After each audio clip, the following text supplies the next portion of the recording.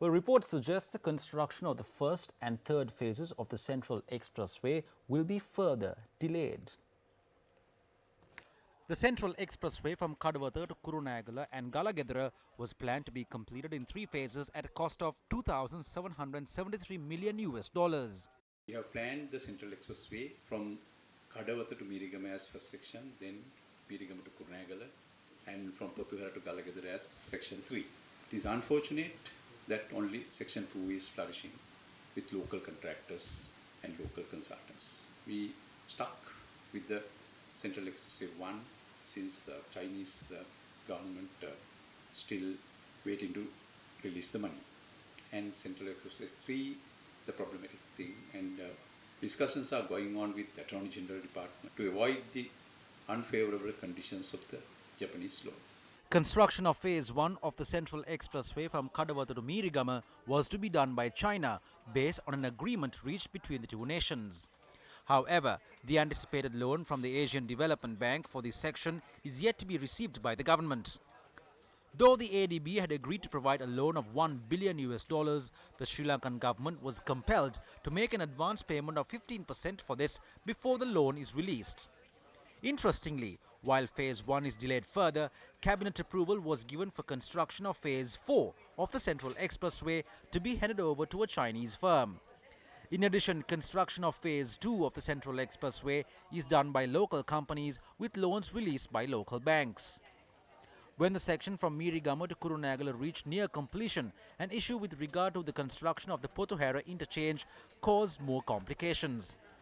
The contract for the construction of the interchange was vested with Phase 3 contractor Taisei. However, as construction is yet to begin, there is no place to exit the expressway despite Phase 2 being completed. Despite objections from the contractor, the Road Development Authority decided to move construction of the interchange to Phase 2 with cabinet approval. Taisei Corporation from Japan warned omitting the interchange at Pothuhara and moving it under the government of Sri Lanka would result in them stepping away from the project. Later, the Road Development Authority said the matter was solved. However, construction of Phase 3 of the Central Expressway is yet to begin.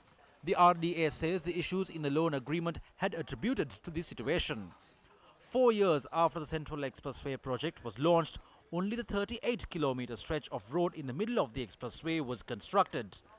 The Central Expressway project began when Minister Lakshman Kiriyalla was the subject minister.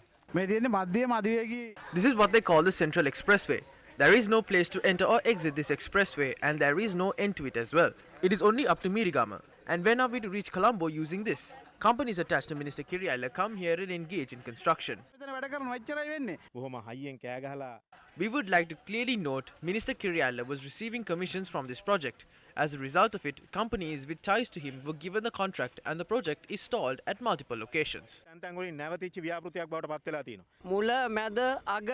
This is a road with no beginning, middle or end. It takes 45 minutes to reach here from Colombo, but thereafter one must travel to Kandy via Mirigama and Varakapola. So tell us how the entire journey takes 45 minutes. As per the information available to us, the subject minister and his daughter used the expressway project as a money-making venue. The construction of the expressway depends on the size of the commission given to them. The delay, in fact, lines their own pockets. This is a very strange thing. Why the government is in a hurry, the minister is in a hurry to obtain a facility from a state bank and do only one part of this express highway. The government has failed to obtain the necessary facilitations and the loans for the completion of the entire expressway. And the government is in a hurry to do just one part in a very short time. What is the reason behind?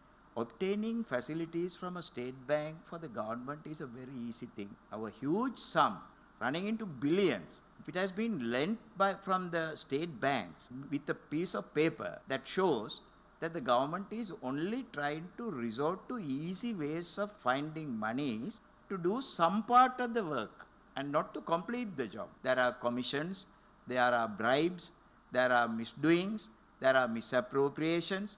We don't know for what purpose.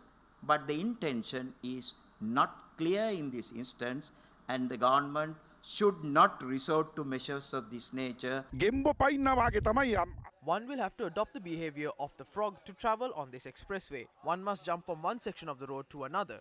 It's no issue for Lakshman Kirialla. They made money from this. It's becoming a money pit for MPs and ministers. There is no point in taking loans at high interest rates by pawning the lives of the people.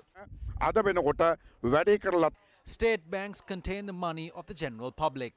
If the taxpayers' money is invested in such projects, it should be done only after an assessment is done on its benefits.